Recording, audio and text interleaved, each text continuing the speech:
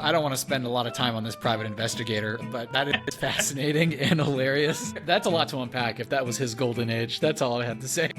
Yeah, that does raise a lot of questions. That's a lot. There's a lot.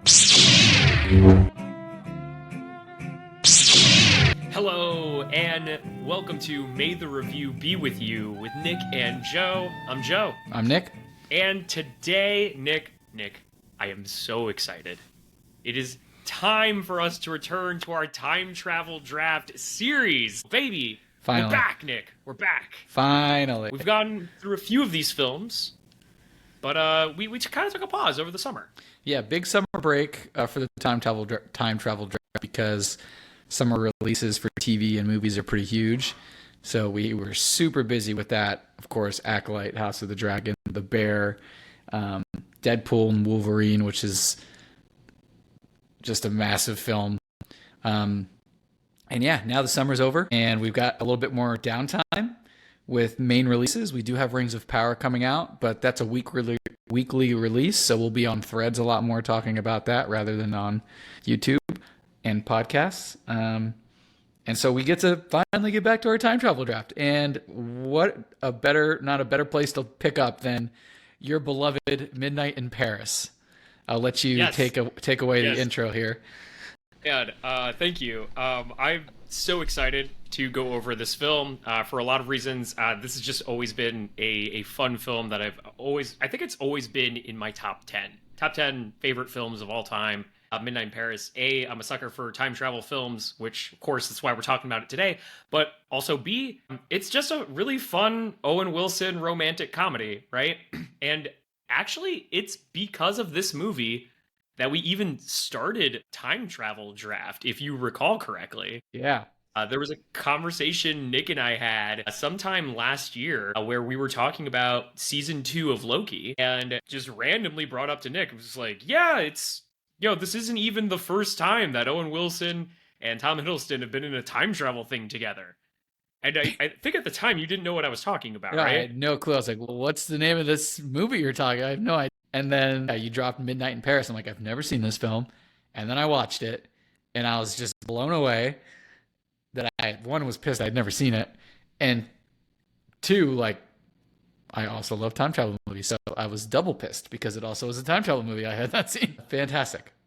Stoked to talk about. Yeah, and it was kind of through the conversation that we had after you watched it, where we kind of found this, like, we both shared this love for time travel movies, and Time Travel Draft was kind of born out of that. Yeah. Which was so this is for the Time Travel Draft. I drafted this one. Yes, you did. For time travel comedy. And do I have that right? Time travel comedy, right? Yeah, because I did romance for Groundhog Day, which was very smart of me. And my comedy film was Endgame, Avengers Endgame, because clearly it is a comedy. I will die on that hill. Yeah, no, I agreed. 2/3 was a comedy. Yeah. We're not going to talk about the ending. And plus, now, technically, Tony Stark's not dead because he's Doctor Doom now. So, anyway. Okay, so we just want to open that can of worms immediately? We do not want to do that. We're not doing that today. That's not what this episode is about. Yeah, let's save that for a different show. All right. So... You're stalling. Time travel. It's time. It's time. Yep, it's time. I was going to bring it up. I was going to bring it up. I didn't forget. Unfortunately, you get to do... time. Nick, take it away. So, before every single conversation, when we review a movie, we take turns in doing a 15-second summary of that film. Joe has the pleasure of giving us a 15-second summary of Midnight in Paris. And so, without further ado, Joe, you have 15 seconds to review Midnight in Paris. 3. Bring it. 2, 1, go.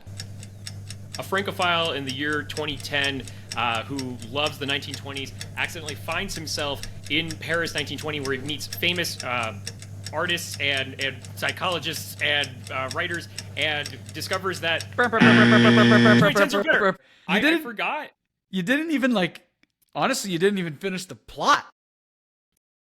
I forgot that there is a subtle art to the 15-second summary. We've been out of practice for a minute, you know? That was pretty bad. I'm actually shocked at how bad that was. Based on It how was much far you from my love, grasp. based on how much you love this movie, I'm shocked at how terrible that was. That was really bad. You know what it is? I feel like the more you love the movie, actually, the harder the Yeah, 15-second summary you put is. more pressure on yourself because you're like, I know this. I don't even need to read about it. I'm good. You were not good. Well, You were it's not good at almost all. like there's so much you want to put in the 15-second Yeah. summary, and Yep. then it's like constipation, and you can't. Yep. Just nothing comes out. Speaking of constipation, you got a C minus. In I this was waiting case, for that. Yeah, no, that feels appropriate. Like I did enough to prove that like I was aware of the assignment. yeah, you No. were aware. I was aware. That's a good Aware. statement. All right, C minus, decent. I'll take it. So for how the rest of this is going to go, Yes. Nick and I are going to talk about the film. Of course, what we liked, what we didn't like, and then we're going to get into the whole premise of this draft, the time travel concept, which I'm excited to talk about that with you, Nick, because for this movie, it's never really something I've given a lot of thought about before. And after that, we will give our scores on the movie, which we'll get into that toward the end. That's a little bit different than what we normally score movies. So, Nick, let's talk about the movie. Would you like to give a better summary of what this movie is? Yeah, I guess I could give it a shot. So essentially, we've got Owen Wilson and Rachel McAdams as characters are visiting Paris, and they are engaged to be married.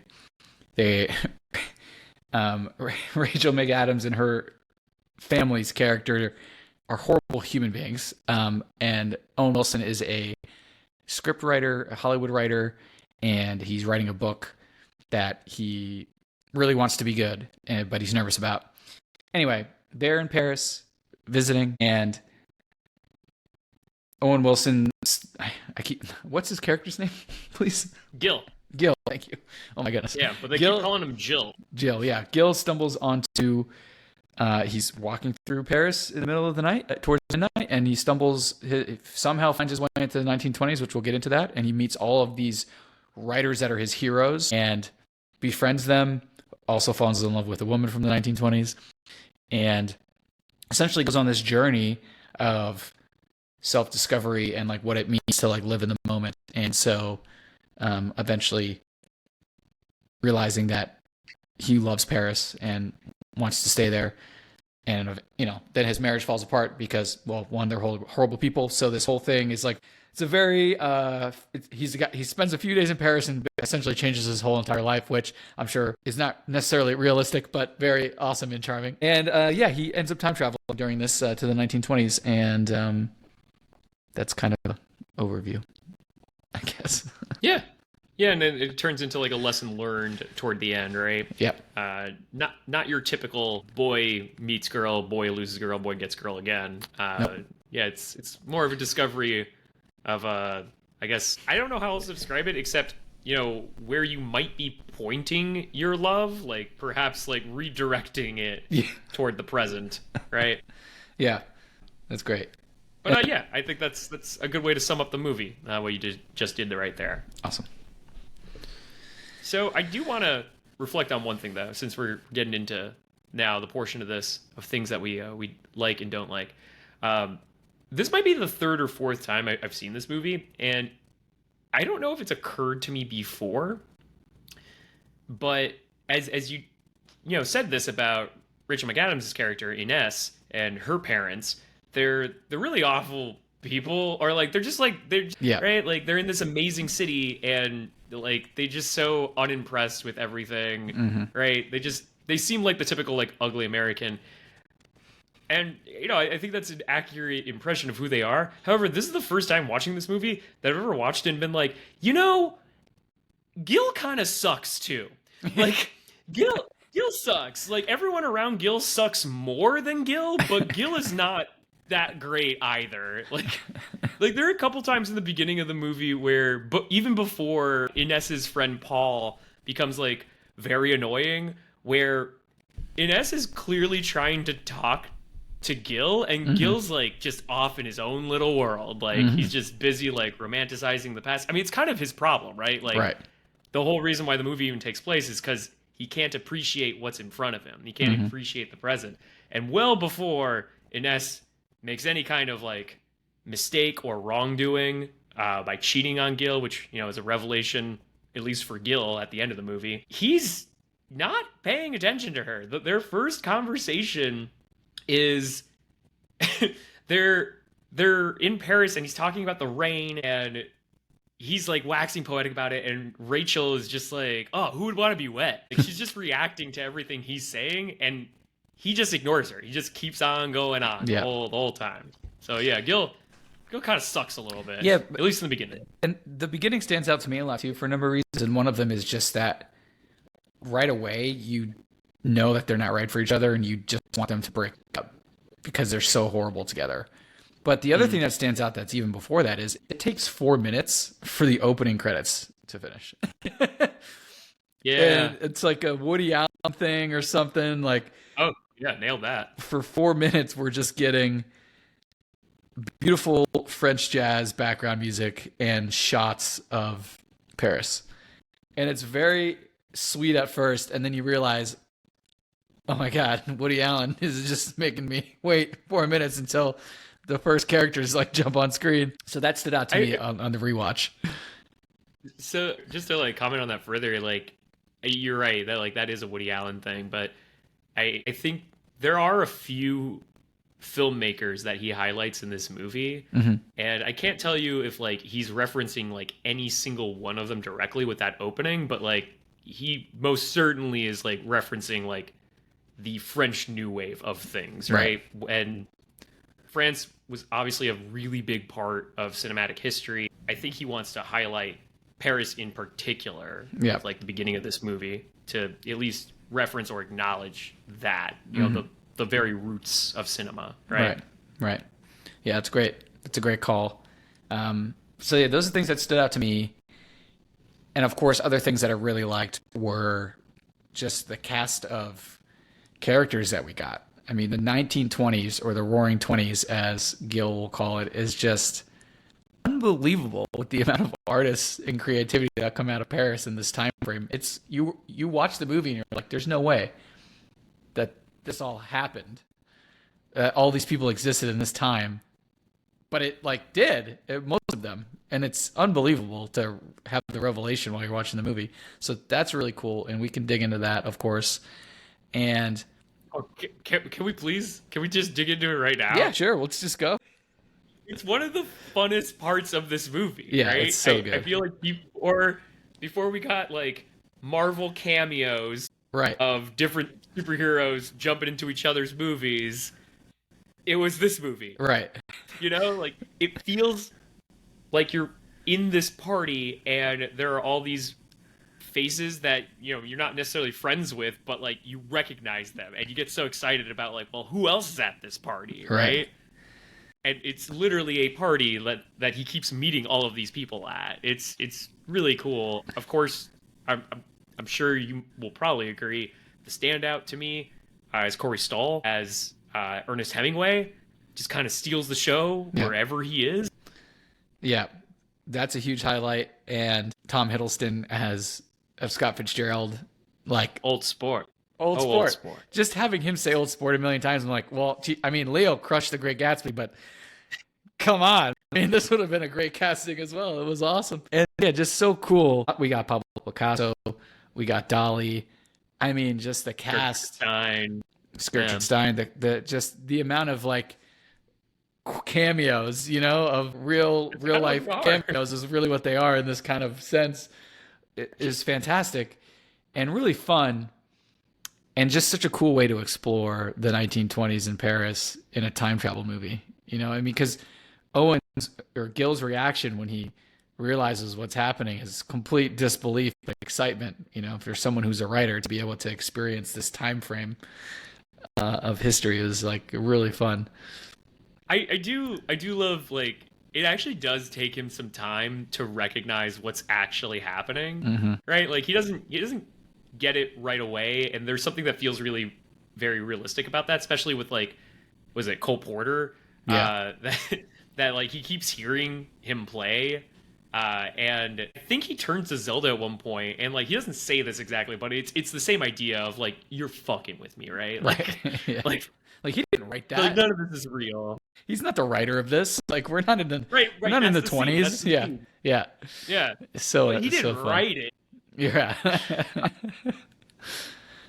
Both looking at him like he's insane. So good. It's just like you said. It's just super fun. I think it's one of the conversations that I absolutely adore is the dinner with surrealists when he being Gil, he's found Dali who won't stop talking about rhinoceroses,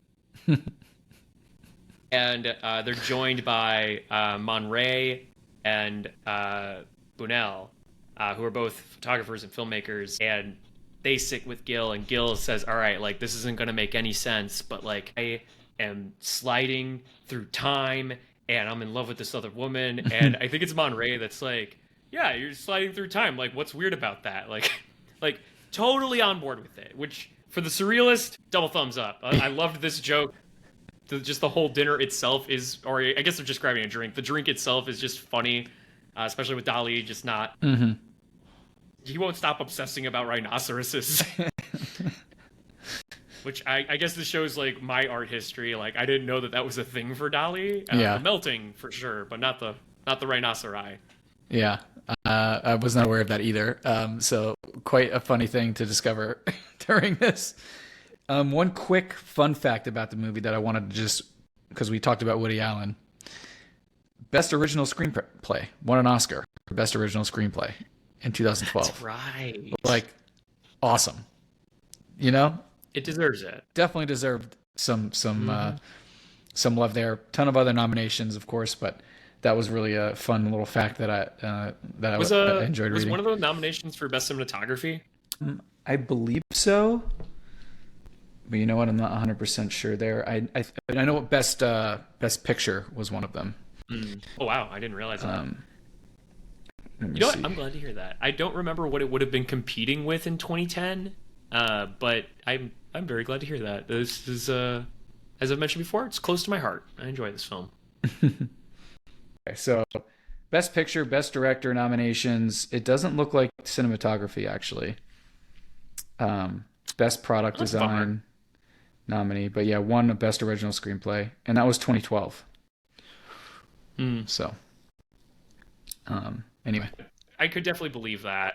I mean, as far as it not necessarily getting best cinematography, but I think because there's nothing very experimental about like a lot of the camera Right. work, but Paris itself just looks so It's so nice. freaking good in all those Yeah. shots. it does. They did a good job for sure. Yeah. And they're right; it looks amazing in the rain. It's to the point where like on my list of cities, like Paris is like high up there, and it's Yeah. because of this movie. Yeah, You know. absolutely. Totally agreed. All right. Anything else you liked or didn't like before we get into time travel? I love when Hemingway says she was an absolute volcano in the sack. Love that line. I thought you were going to do a monologue on you're a writer, be a writer. Be a writer. He has so many. He has so many great So ones. many lines.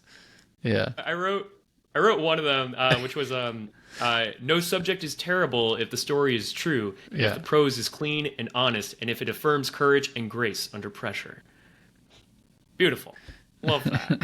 And then there's And the he's just line. got so many good ones. What's the other one? It's it doesn't matter if it's good. If it's good, I'll hate it. And if it's bad, I'll hate it. I'll hate it the more or something like. If it's bad writing, I'll hate it. If it's good, then I'll be envious and hate it all the more. There it is. You never want the opinion of another writer. There you go. That's it. Love that. So good. Yeah, Excellent, no, he dude. does. I mean, both Alan and Stahl like do such a great job of like bringing that particular character to life, but like so many of them, like just like they feel like they are jumping off the page. It's easy to see why this won Best Original Screenplay. Yeah. Just so much personality Yeah. comes out of these people. Especially, I think it was Zelda. I forget the actress's name. We know her from Newsroom. What is her name? Oh, that's where she's from. Newsroom. Hell yeah. Yeah. Yeah, dog. That's Allison Pill. Allison Pill. Allison Pill as Zelda. Mm-hmm. So much personality Mm-hmm. in that role. I think she absolutely kills it. Especially, I think it's in the beginning when she first meets Gil, and he's got like a faraway look in his eyes, Mm-hmm. and she's like, "You look stupefied, dumbfounded, lobotomized." Like just Yeah. rattling off like Yeah. all these adjectives. Like She's just really good. so fun. Another fun And thing. then Go ahead. Sorry. no, I was just gonna say that this was not fun, but I appreciated it. Was bringing like the mental illness part of Zelda to life Yeah. as well. Yeah. The whole contemplation of taking one's life and the way her skin crawls and stuff. Like, Yeah. I'm glad they addressed that. I'm glad that was part of the character, and she did a great job with it. Yeah. It's awesome. And then a fun little Easter egg: the museum guide towards the beginning that Gil also goes back to at some point halfway through the film, when Gil is with Inez and Paul, and Paul's being very he's telling the museum guide of the French museum guide like about French history and arguing with her even though she's the expert. That museum guide, played by Carla Bruni, first acting role was the former First Lady of France. Whoa! Yeah. No way! Yeah. First Lady of France back in 2008. She was married to Nicolas Sarkozy, which was the president for a while. That makes him correcting her even funnier. Yeah. That's what it does. It's like, dude, this is quite literally the First Lady of France. Not playing herself, but still. Right. Anyway. Well, all the more hilarious. Yeah, That is great. That was a fun little thing. And then, yeah, other than that, I think let's talk about time travel for a few minutes. But before we do, let's take a quick commercial break. All right, and we're back. And like you said, Nick, let's talk about time travel. All right. So when the clock strikes midnight on a very particular road in Paris, Gil, or whoever is there, finds themselves, I guess, in a crossroads in space-time. I don't really know. The mechanics are not described. I think that there's a lot we can take from it. Yeah. But there's no hard mechanics in the movie. Correct. But at midnight, on that street, a car appears. He enters the car, and he is taken into class. Oh, it's a car. It's a car. When he wants... Yeah. At least at first. When he wants to go home, he can just go home, apparently. Right. No other mechanism is needed. Right. Okay. So I have my ideas about this, but I would love to hear what you think first. So, very interesting. Just like you said, right? Car appears, 1920s car. At first, he gets in. People are telling him to come join them, and he just thinks it's like a late night, old school car. Then this is how he's transported, and then doesn't know that he's in the 1920s at first. Very subtle, very simple, very cool, very fun were my immediate thoughts. The movie doesn't try to explain time travel at all, and that's okay, because in this instance, it's, we're exploring the 1920s and all the amazingness that happened, and we're not supposed to be thinking about how it actually works in this particular movie, right? It's supposed to be fun and simple, and it works great. The funniest part is how he gets back, right? Because there is no reason for how he gets back. It in the scenes where he is back in his present, it kind of just feels like the universe knows when his time is up and his particular trip is done, and when it's time for him to be back in his timeline, essentially. And so in that respect, it's kind of a fun toss-up, right? Because in different parts of the film, he's definitely spending different amounts of time in the 1920s. So it's not time sensitive necessarily for how long he's gone and how long it takes him to get back. He just gets back when it's the right time, basically. So I thought that was kind of, I don't know, it's just cool, right?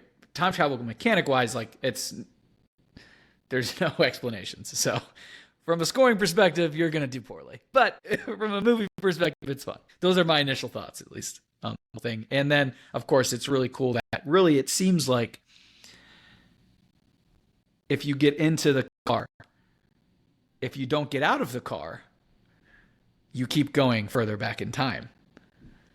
So at least that's implied later on in the movie when there's a private investigator following him, and then that private investigator ends up in like, I don't even know, ancient times, it seemed like. So that's also very unclear and complicates things a bit.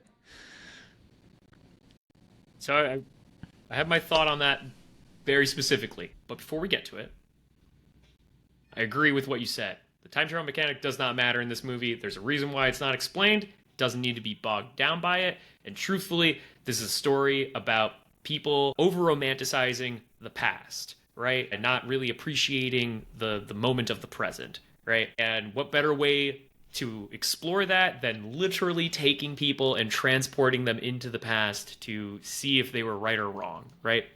So, yeah, absolutely agree. Mechanics don't matter really for this, but we're nerds and we're going to do this anyway. So, as far as I see it, as far as this works, the movie does actually lay out, I think, some rules on how this particular time travel works, even though it doesn't explicitly state it. So, first and foremost, you have to be on that road. Whatever road that is, you gotta be there, right? Number two, you have to be there at midnight. When the clock starts, chiming 12, that's when this magic wormhole portal opens, right? Number three, it appears you need some sort of vehicle. At least not when you're going to the past, you need to be in some sort of vehicle because you're not just on the road.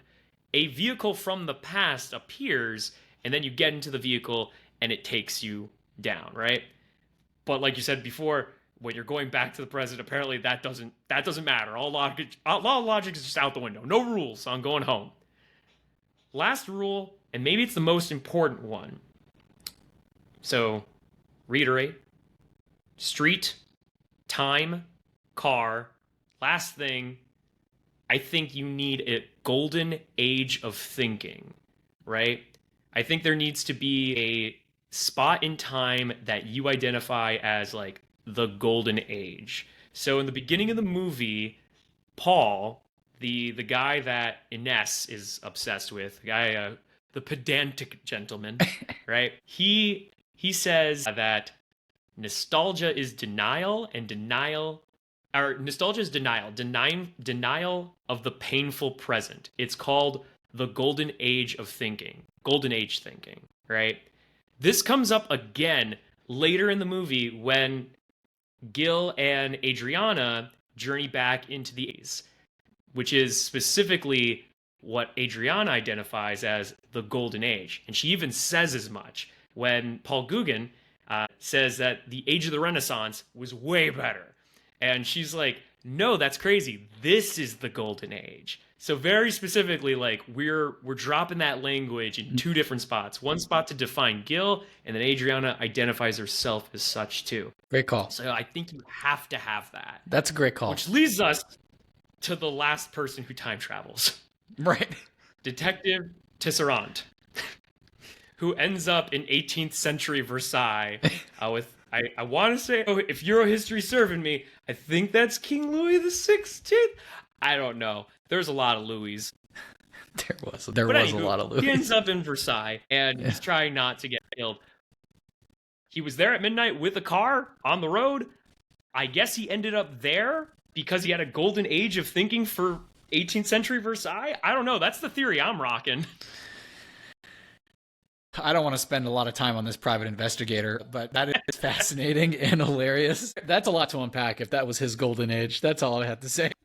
Yeah, that does raise a lot of questions. That's a lot. There's a lot of questions. How that could possibly be his golden age. But I love that thought. I hadn't thought about that, about you need the golden age thinking, because there was something missing for me. I was like, oh, but what else is there? Has to be something else. And that makes a lot of sense based on Adriana and Gil traveling to the 1890s, because her golden age was the 1890s. And that's such a great point.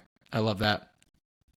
And that's one of the best, I'm convinced. Best scenes too of the movie, when he realizes like, oh my God, I've been thinking about this all wrong. I need to be living in my moment, and my age is, my present is the golden age. I just don't realize it, kind of situation. So yeah. Right. The whole idea of if the 1890s becomes your present, then at some point or another it will become dull, and then Right. there will be another golden age or another golden Right. age. And Right. you'll just be chasing the past. Yeah.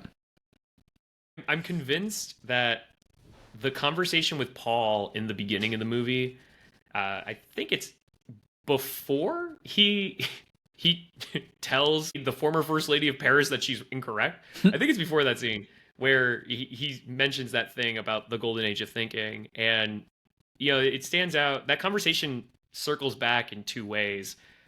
One, the golden age of thinking, when we hear Adriana talking about it later. But then, and I love this, and I think you will too, because we're both suckers for circular storytelling. He describes nostalgia as being denial of the painful present, right? Later in the film, when Gil gets his book back from Gertrude Stein, and remember, his book is about a man, it's him, right? It's a man who owns a nostalgia shop. She informs him that Hemingway loved the book, but she doesn't understand, or he doesn't understand, how the main character can't possibly see that his fiancée is cheating on him. To which Gil, it's revealed to him in this moment, oh my God, that's true. And I think he says, wait, what are you talking about? And Gertrude Stein says, well, the other character, the pedantic one. And he responds with this look in his eye, and she asks what's wrong, and he says, that's denial. And then it immediately cuts to the present, because now we are facing a painful present, a painful truth. He is no longer in denial about his situation. I loved that was like the whole premise of the movie is like what Paul is saying in the very beginning. It's very, very clever writing. Excellent. Love that. I love it. Woody Allen, man. Woody Allen. Controversial character, but can tell a story. Yeah. Yeah. Fantastic. That's a great explanation. I got nothing else after that. Where does it, I mean, as far as the other time travel movies go, what did you think about this particular mechanism for time travel? I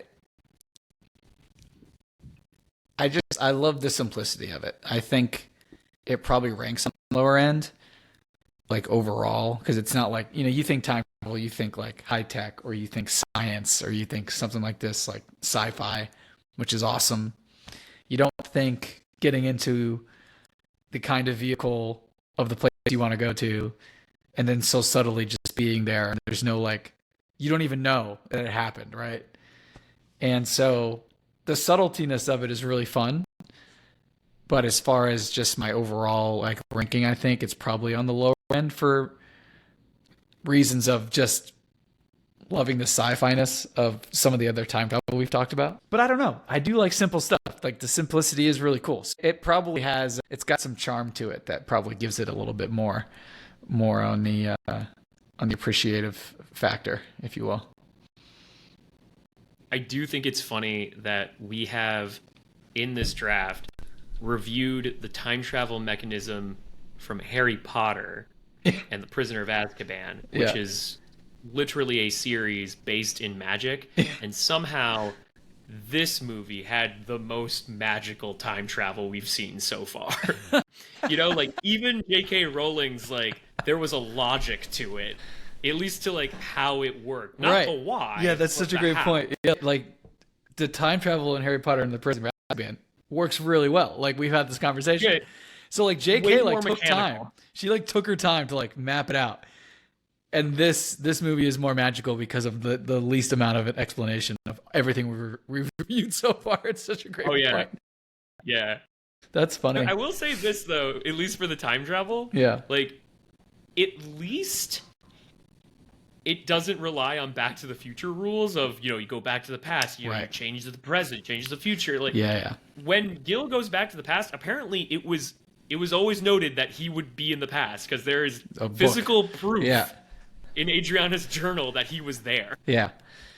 Yeah. Also, that's one part of the movie that bothered me was he just happened to find her diary. Oh yeah, no, that is Like insane. that's a That is that's a actually huge insane. problem because That's she's so not even convenient. she's not and she was a made up character. Like she actually was not a real Yeah. character, like a real person back in the 1920s. So if Woody Allen would have wrote him falling in love with an actual person from the 90s, maybe a little bit more plausible that he finds a diary, because there would have been like multiple copies made because it was a famous person in the 20s. So like he finds a copy at a shop on the road in France, much more plausible. But the fact that this was a character that was made up from the 1920s and we're just supposed to believe, granted, when you're watching the movie, you don't know that. I guess if you do research, when you look later, it's like, okay, but so maybe for movie purposes, she was supposed to be like more famous potentially, but she isn't. So if we're meeting all these other actual like famous people in history, so it just doesn't. It's an immediate question that pops up. It's like, oh wait, he just finds her diary on the street corner in Paris and like reads about himself. Like, what the heck? Yeah, no. Somehow that is the most implausible thing of this movie, Right. not the time travel. Yeah. It's him That's what I finding her question. diary. Yeah, I question the diary, not the time travel. Right. Right. No, I So agree. funny. Like, and if that happens, then you kind of messed up in the writing. Right. All right, man. Nick. I think that brings us to scoring. Great. So, as we teased before, we score our time travel movies a little bit differently. We're going to score this, of course, on the quality of the movie, but we're also going to score this on what we thought of the time travel mechanic and how well this movie fit in the category that we drafted it in, or in this case, I drafted it in the time travel comedy category. So we're going to see how it did in that genre. So I'm going to go first for quality here, out of 5. So I think this movie is super fun. It's got some conveniences. It's not a perfectly neat bow, but overall, I can't help but just be so charmed by this movie. It's just fun and charming. It's not trying too hard to be anything else. I'm giving it a 4. 4 just overall for movie. Yeah, 4 for just overall Nice. for movie. Yeah, that's great. I think that's a little low actually for how much you like this movie. I'm surprised you went that low, because I know you love this film, and I adore this film as well. I think it's like such a fun idea. What's great too is like it's like time travel romantic comedy, if you will, and it's like an hour and a half. They don't make movies like this anymore with that time. That an hour and a half, like you get the full picture in such a short time. So I don't know. For me, I'm gonna go a little higher. I'm gonna go with a 4.3, and Nice, I'll take it. Okay, so Nick, that brings us to time travel. We were just going over the mechanics. What do you think about the mechanic in this movie? Where's it score? well, so I think what helps is that they're not trying to explain it, and because they don't try to explain it, I almost want to give it a better score than some other movies that try to explain it but just didn't do a good job. But I can't do that too much because it's there's a lot left unsaid, and we essentially are leaving it up to believing in magic, which I'm okay with. But I think in the respect of the time travel draft, I'm going to give it a 3.5, which I think is generous. And it's because I really like this movie, but it's really not. Yeah, I think the mechanics are pretty bad. And honestly, I probably should have given it like a 1.5. Let's lock in a 2.8. 2.8. Let's lock in a 2.8. Okay, so I also think that even though our discussion, I think it helps this movie a lot in trying to define some of the mechanics of time travel in this movie, I don't think that you should have to make a lot of crazy leaps. Not that I think the Golden Age thinking is a crazy leap. I think the movie actually does demonstrate that that is necessary. Mhm. But it would be nice if it followed at least some of its own rules, which on the return home, there are no rules, apparently. You're just back, Which, that feels convenient, but, like, whatever. I'm actually gonna go lower than you on this. It's my movie, I love it, I'm gonna be harsh. 2.5. All right. Respectable. All right, that leaves us to the last category, which is how well it did in the genre that I, Joe Pedersen, drafted it in. time travel comedy. I think this movie's hilarious. Yeah. I think as far as time travel movies go, like I can only think of a handful more that I find funnier than this movie. I don't think it's drop dead funny. Yeah. But it's silly, it's charming. Yeah. Silly. Silly's hilarious. Yeah, silly's a better word than it's silly. It's It's silly. a very silly movie. It's silly. It fits in the category extremely well. Yeah. It's more of a comedy than romance. Oh yeah. But it's romantic. Well, yeah. It's romantic towards the golden ages of the characters that they prefer, right? That's where the romance is. The romance is in the golden age or in the past. It's not within necessarily. Actually, it is. He is in love with a character from the 1920s, so there is some romance there too. You're making a pretty good argument here for maybe I should have drafted this in romance. Yeah, and maybe. I'm gonna regret doing this because you haven't given a score yet. But we're gonna drop down. I was gonna give it a 4.8. That would comedy. That's too high. Yeah. I'm gonna drop down now to a 4.4. Yeah. Maybe That's a better. 4.3. Yeah, I'm gonna go to 4.4. You might be in the high Because 30s you're right, I think for there's me. a better argument for romance here. There is a better argument for romance. It's a silly movie. I don't know if it's. I would classify it more as a romance than a comedy, but it is funny and it is silly. Granted, and I picked Endgame as my comedy films, which we're not going to get into that again. But anyway, I'm going to give it a 3.9 for fitting in the category. Yeah. Oh, okay. Well, that's yeah. All right, we're locked in. That does it for this particular time travel film for Midnight in Paris. But we've got more on the way. I believe I don't think we're doing time travel next. Are we doing Rings of Power next? Yeah, so next up here on the podcast, Rings of Power comes out this week. And so that's going to be a weekly release. We're going to be on Threads talking about that a lot more. We'll definitely do one episode. We might do 2 episodes of the podcast about Rings of Power. It depends how the season shapes up. So that's probably the next thing we're going to do podcast-wise. We're definitely going to be talking about it online. So follow us on Threads. Hit the subscribe button. Follow us on Instagram as well. Of course, let us know what you think in the comments. And find us on your favorite podcast platform. And until next time. May the review be with you. Peace.